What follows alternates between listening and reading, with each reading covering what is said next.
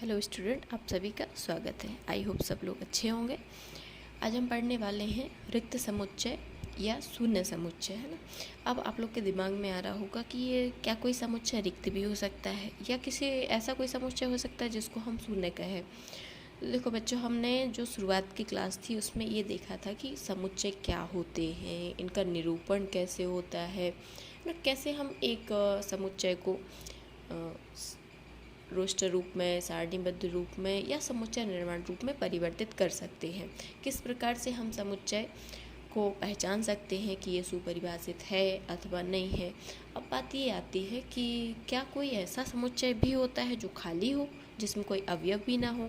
तो इसका जवाब है हाँ, ऐसा भी एक समुच्चय होता है, या फिर ऐसे समुच्चय हो सकते हैं जो दिख रहे हों लेकिन वह खाली हों, है ना। उनकी अपनी अपनी कंडीशंस होती हैं। तो आज हम वही समुच्चय पढ़ने वाले हैं। यदि आपने अभी तक चैनल को सब्सक्राइब नहीं किया है तो चैनल को सब्सक्राइब कर लें, वीडियो को लाइक करें, दोस्तों में शेयर करें। हम पढ़ने वाले हैं, शुरुआत करते हैं रिक्त समुच्चय की। रिक्त समुच्चय क्या है? एक समुच्चय जिसमें एक भी अवयव नहीं होता है। मतलब कैसा होता है? वो बिल्कुल खाली होता है, उसमें कोई अवयव होता ही नहीं है। रिक्त समुच्चय या फिर शून्य समुच्चय कहलाता है। जैसे एग्जाम्पल मैंने कुछ लिए हैं। एक कोई समुच्चय है जहाँ पर एक्स किसी उच्च माध्यमिक विद्यालय की कक्षा 11 में अध्ययनरत है। अब आप ये बताओ कि एक उच्च माध्यमिक विद्यालय है तो वहाँ पे कक्षा 11 तो होगी। अब यदि वहाँ पे कक्षा 11 है तो वहाँ पे पढ़ने वाले छात्र छात्राएँ भी होंगे। ऐसा तो है नहीं कि कक्षा 11 है और वहाँ पे छात्र छात्राएँ नहीं होंगे, तो होंगे। उनका समुच्चय बन सकता है। यदि उनका समुच्चय बन सकता है, इसका मतलब यह रिक्त नहीं है। यह समुच्चय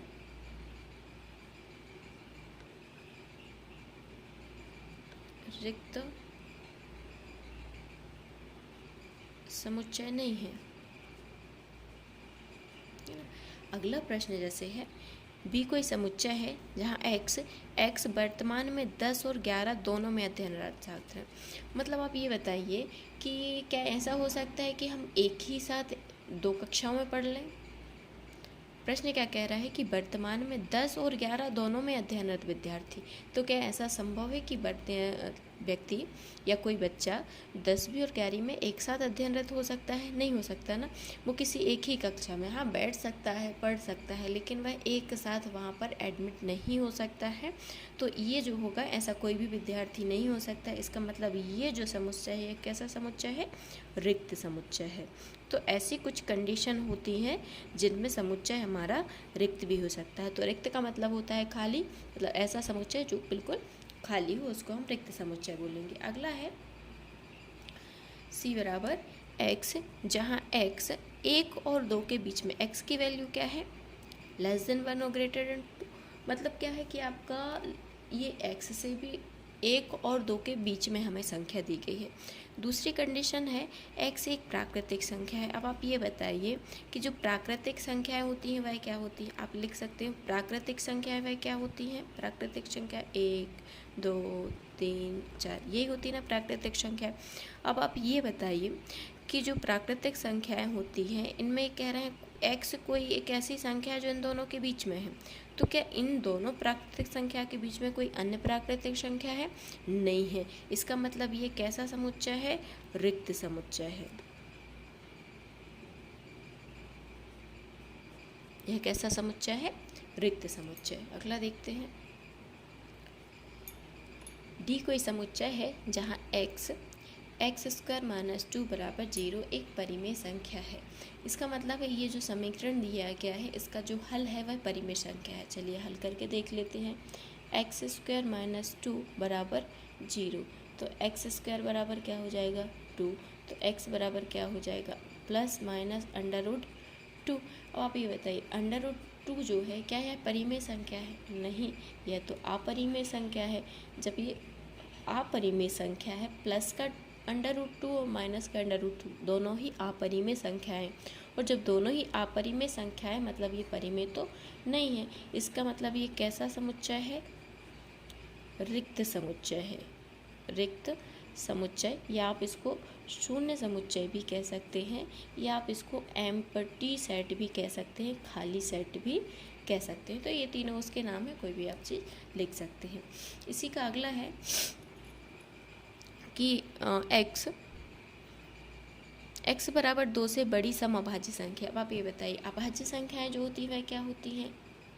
अभाज्य संख्याएं 2, एक मिनट, अभाज्य संख्या 2, 3, 5, 7, 11।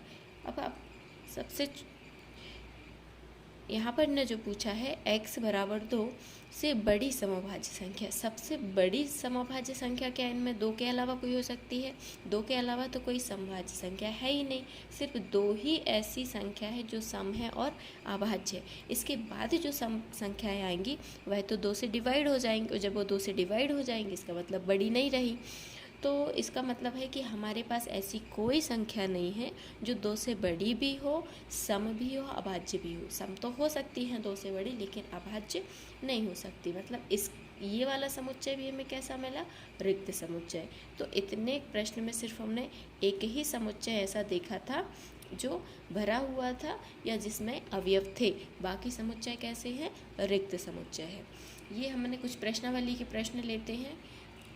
देखो बच्चों, जो टॉपिक पढ़ेंगे उसी से रिलेटेड ही क्वेश्चन लेंगे, एक साथ अलग अलग नहीं करेंगे कि पहले टॉपिक पढ़ लिया फिर क्वेश्चन पढ़ रहे हैं, सब में मिक्सअप हो जाता है ना।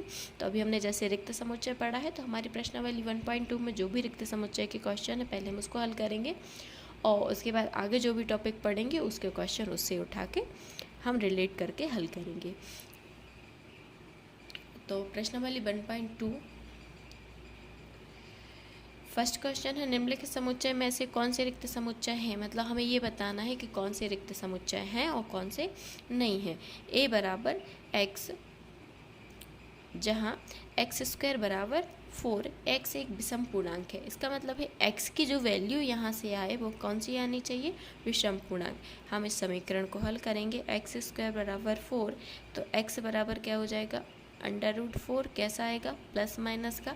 जब भी हम स्क्वायर हटाते हैं बच्चों, यहाँ पर प्लस माइनस का साइन जरूर आता है।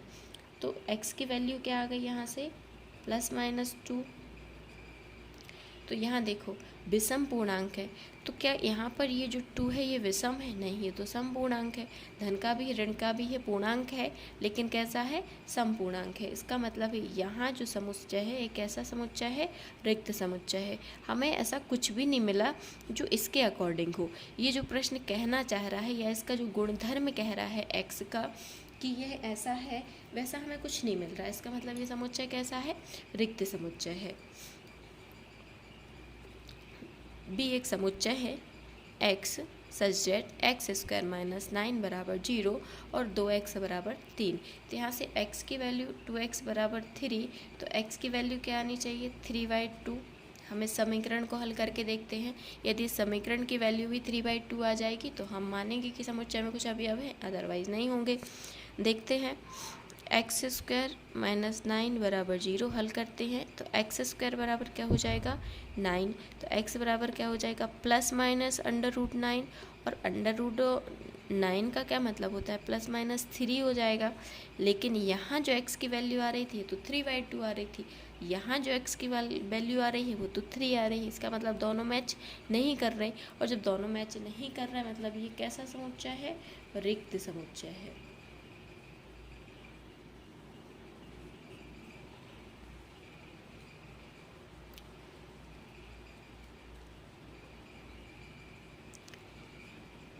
अगला है सी एक कोई समुच्चय है सी बराबर x, जहाँ x एक प्राकृतिक संख्या है और x <5 और >7। मतलब x की वैल्यू जो है यह 5 से छोटी है और 7 से बड़ी। अब आप ये बताइए, संख्या हमारे पास क्या होती हैं? 2, 3, 4, 5, 6, 7, 8, 9, 10 से होती है। अब क्या कोई ऐसी संख्या हो सकती है जो 7 से बड़ी भी हो और 7 से बड़ी भी हो और 5 से छोटी भी? क्या ये पॉसिबल है कि ये इससे बड़ी भी हो छोटी भी हो? नहीं है ना पॉसिबल। और जब ये पॉसिबल नहीं है इसका मतलब यहाँ इसमें कोई अवयव है ही नहीं। ये कैसा समुच्चय है? रिक्त समुच्चय है। इसको आप क्या लिख सकते हैं कि यह कैसा समुच्चय है?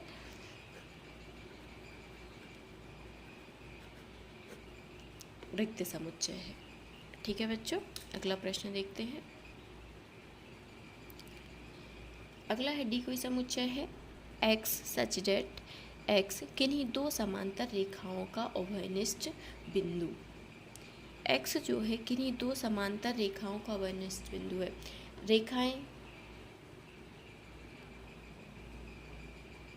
दो रेखाएं हैं जो समांतर हैं। अब रेखाएं आप कैसे जानते हैं, अपरिमित रूप से इनको बढ़ाया जा सकता है। अब दो रेखाएं हैं और समांतर भी है। तो आप ये बताइए, दो रेखाएं हैं और समांतर हैं, मान लो एक इस तरफ जा रही है, एक इस तरफ जा रही है, कहीं भी जा रही है, लेकिन दोनों रेखाएं कैसी हैं, समांतर हैं। जब समांतर हैं, एक दूसरे को प्रतिच्छेद ही नहीं करेंगी, तो इन दोनों के बीच में उभयनिष्ठ बिंदु कहाँ से मिलेगा। उभयनिष्ठ का मतलब क्या है, दोनों में कॉमन होना चाहिए, एक दूसरे को क्रॉस करें। यदि रेखाएं इस प्रकार से होती या किसी भी प्रकार से क्रॉस कर रही होती तो ये उभयनिष्ठ बिंदु मिल सकता था। लेकिन इस प्रकार की जो समांतर रेखाएं होती हैं, क्या इसमें उभयनिष्ठ बिंदु पॉसिबल है, नहीं है। ये रेखाएं यदि समांतर हैं तो इनमें उभयनिष्ठ बिंदु मिलना पॉसिबल नहीं है। जब इसमें उभयनिष्ठ बिंदु मिल ही नहीं सकता, इसका मतलब ये कैसा समुच्चय है, ये रिक्त समुच्चय है।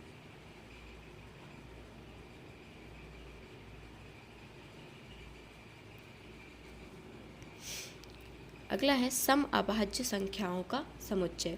सम अभाज्य संख्याओं का समुच्चय क्या होगा, अभाज्य संख्या लिखो 2, 3, 5, 7, 11, 13, 17, ये अभाज्य संख्या है हमारे पास।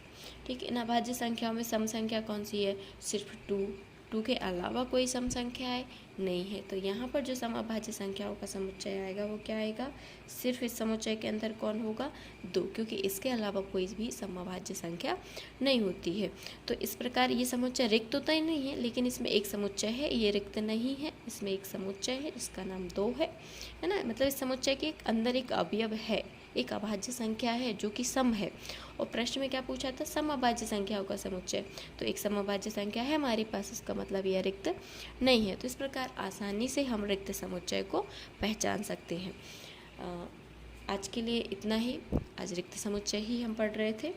आई होप आप लोग को रिक्त समुच्चय अच्छे से समझ में आ गया हो। यदि वीडियो आपको पसंद आया हो तो वीडियो को लाइक करें, चैनल को सब्सक्राइब करें, ताकि आपको आगे के नोटिफिकेशन टाइम से मिल सके। आगे की वीडियो में हम पढ़ेंगे परिमित समुच्चय और अपरिमित समुच्चय। तो आज के लिए बस इतना ही। आप सभी का बहुत बहुत धन्यवाद। Thank you so much.